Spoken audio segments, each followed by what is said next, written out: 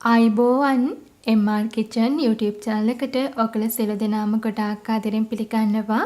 ඔන්න අදත් මම ඔයගලන්ට ගොඩක් වටින ගොඩාක් ලේසි වීඩියෝ එකක් අරගෙන ආවා. අද මම ඔයගලන්ට කියලා දෙන්නේ කඩේ විදිහට කඩේ රසට රසම රස බිත්තර ෆ්‍රයිඩ් රයිස් එකක් ගෙදර කොහොමද හදාගන්නේ කියලා. ඔන්න පොඩ්ඩක්වත් පිළිරස නැතුව හරිම ක්‍රමයට ගොඩක් රසට බිත්තර රයිස් එකක් හදන්නේ කොහොමද කියලා අද අපි මේ වීඩියෝ එකෙන් බලමු. එහෙනම් දැන් බලමු බිත්තර රයිස් එක හදන්න මොනවද ඕන කරන්නේ කියලා. මුලින්ම මම මෙතන අරගෙන තියෙනවා උයාගත්ත බත් ග්‍රෑම් 350ක්. මම උයාගෙන තියෙන්නේ බාස්මති හාල්. ඕගලන්ට කීරි සම්බා මේ ඕන එකක් ගන්න පුළුවන්. ප්‍රධානම දේ තමයි ඕගොල්ලෝ බත උයාගනිද්දී බෙරි වෙන්නේ නැතුව ඇට වෙන්නේ නැතුව හදාගන්න.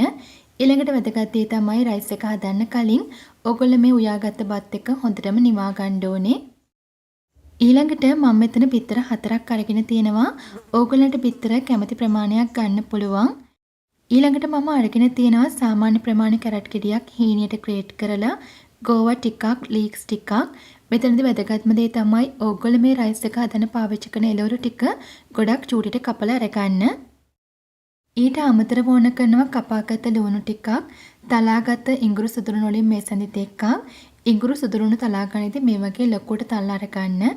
රාම්පෙසා කරපිංචා ටිකක්, සෝයා සෝස් මේසඳි දෙකක්, තක්කාලි සෝස් මේසඳි එකක්. ඔන්න ඔය ටික තමයි ඕනේ කරන්නේ. අපි දැන් බලමු කොහොමද හදන්නේ කියලා. දැන් මුලින්ම අපි ටිකක් ඉඩ තියෙන ලොකු භාජනයක් ලිපේ තියාගමු. භාජනය ටිකක් රත් වුණාට පස්සේ ඒකට මම එකතු කරගන්නවා තෙල් මේසඳි 3ක් වගේ. ඕගලන්ට තෙල් වෙනුවට මාගරින් හෝ බටර් එකතු කරගන්න පුළුවන්. තෙල් ටික හොඳටම රත් කරගන්න. තෙල් ටික හොඳින් රත් වුණාට පස්සේ අපි එකතු කරගමු කපාගත්ත ලුණු, රාම්පේ කරපිංචා, තලාගත්ත ඉඟුරු සුදුරුණු ටික එකතු කරගන්න. දැන් මේ ටික අපි යාන්තමින් තෙම්පරාදු කරගන්න ඕනේ. මෙතනදී ඔයගලන්ට කියන්න ඕනේ ඉඟුරු සුදුරුණු තලා ගනිද්දී ටිකක් ලොකුවට තලා ගන්න. එතකොට තමයි අපේ රයිස් එකත් ගොඩක් සුවඳ ගොඩක් රසවත් වෙන්නේ. දැන් මේ විදිහට යාන්තමින් තෙම්පරාදු වීගෙන ඉද්දී අපි මේකට එකතු කරගමු කපාගත්ත කැරට් සහ ගෝවා ටික.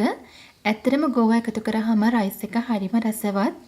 ඊළඟට මම එකතු කරගන්නා මාගරින් මේසඳි එකක්. දැන් අපි එළවලු වලට ලුණු චුට්ටකුත් එකතු කරගමු. මේ විදිහට හොඳට කලවම් කරගන්න. මාගරින් හරි බටර් හරි වට එකතු කරගන්න පුළුවන් තියෙනවා නම් ඇත්තටම එතකොට එළවලුත් හරිම රසවත්.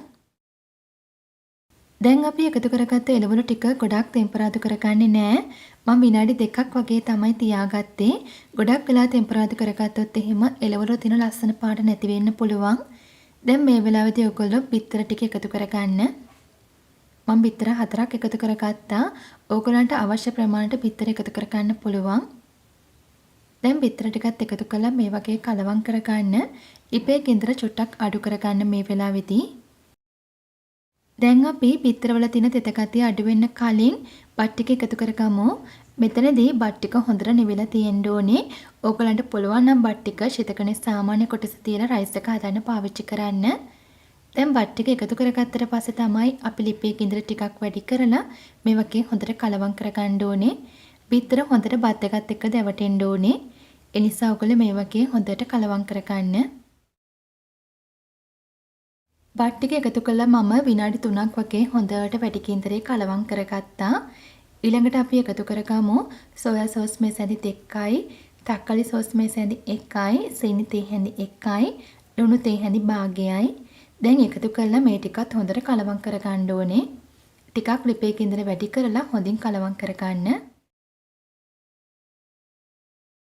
ඊළඟට මම බත් එක තවත් සුවඳ කරන්න එකතු කරගන්නවා තලාගත් එනසාල් 3ක් සහ කරාපු නැටි 3ක්. ඔයගොල්ලෝ කරාපු නැටි එනසාල් මේ වගේ තල්ලා බත් එකට එකතු කරන්න. එතකොට හරිම සුවඳයි. බත් එකේ එන පිළිරසත් ඔයගොල්ලන්ට නැති කරගන්න පුළුවන්. දැන් මේ විදිහට හොඳට කලවම් කරන්න. මම හරියටම වැඩි කින්දරේ විනාඩි 6ක් වගේ බත් ටික කලවම් කරගත්තා. ඔන්න දැන් අන්තිමටම අපි එකතු කරගමු ගම්බිරිස් දෙහඳ එකක් සහ චූටට කපාගත්ත ලීක්ස් ටික. ලීක්ස් වෙනකොට ඔයාට ලුණු කොළ පාවිච්චි කරන්නත් පුළුවන්. දැන් මේ විදිහට හොඳට කලවම් කරමින් ඔයගොල්ලෝ ලිප වහගන්න. ඔන්න දැන් අපේ එග් ෆ්‍රයිඩ් රයිස් එක හරි. ඔන්න ඉතින් මේ තියෙන්නේ කඩේ විදියට කඩේ රසට හදාගත්ත රසම රස එග් ෆ්‍රයිඩ් රයිස් එක. ඇතරම් එක හරිම සුවඳයි, හරිම රසවත්, හරිම ලේසියෙන් ඔයගලන්ට අඩු අමුද්‍රව්‍ය ප්‍රමාණයකදී හදාගන්න පුළුවන්. එහෙනම් ඔයත් මේ රසවත් එග් ෆ්‍රයිඩ් රයිස් එක හදලා බලන්න. හදලා බලලා ඔන්න අනිවාර්යෙන් කමෙන්ට් එකක් දෙන්න. ඒ වගේම තමයි මේ එග් ෆ්‍රයිඩ් රයිස් එකේ ෆොටෝ අරගෙන MR Kitchen Facebook page එකටත් එවන්න. මගේ වීඩියෝ එක නරඹුවට බොහොම ස්තුතියි.